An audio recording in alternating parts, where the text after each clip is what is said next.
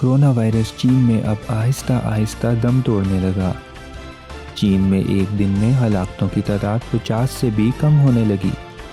Corona virus سے صحت یاب ہونے والے مریضوں کی تعداد بڑھنے لگی۔ پاکستان میں کرونا وائرس کے 4 کیسز کے بعد سندھ کے تمام تعلیمی ادارے 13 مارچ تک کے لیے بند کر دیے گئے۔ حکومت نے صوبہ پنجاب میں کرونا وائرس کی جانچ کے لیے 22 کروڑ 60 ہزار روپے جاری کر دیے۔ صوبائی وزیر نے کہا کہ گزشتہ ہفتے 35 مشتبہ کیس کرونا وائرس کے رپورٹ ہوئے، تاہم سب کے ٹیسٹ منفی تھے۔ انہوں نے کہا کہ حکومت مذکورہ مسئلے سے واقف ہے اور تمام حفاظتی اقدامات اپنا لیے گئے ہیں۔ افغان صدر کا طالبان قیدیوں کی رہائی سے انکار۔ وزیر خارجہ شاہ محمود قریشی نے کہا کہ قیدیوں کی رہائی کے معاملے میں پیش رفت ہونی چاہیے۔ ایران نے افغان امن معاہدے کی مخالفت کر دی۔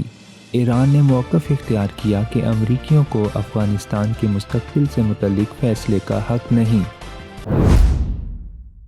پٹرول اور ڈیزل کے بعد اب حکومت نے ایل پی جی کی قیمت میں بھی کمی کر دی۔ ایل پی جی کے لیے نئی قیمتوں کا نوٹیفیکیشن جاری۔ ایل پی جی کی قیمت میں 12 روپے 71 پیسے کی بڑی کمی کر دی گئی۔ گھریلو صارفین کے لیے سلنڈر کی قیمت میں 150 روپے کی کمی کے بعد سلنڈر کی نئی قیمت 1530 روپے ہو گئی۔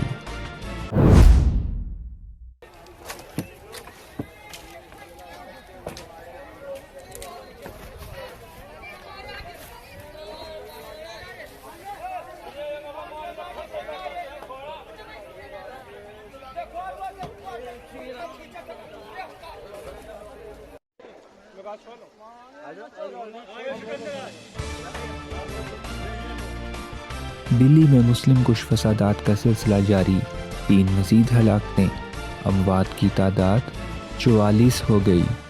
وزیر اعظم عمران خان نے کہا کہ عالمی برادری نے مداخلت نہیں کی تو ایسے واقعات دنیا کے لیے تباہ کن ہوں گے۔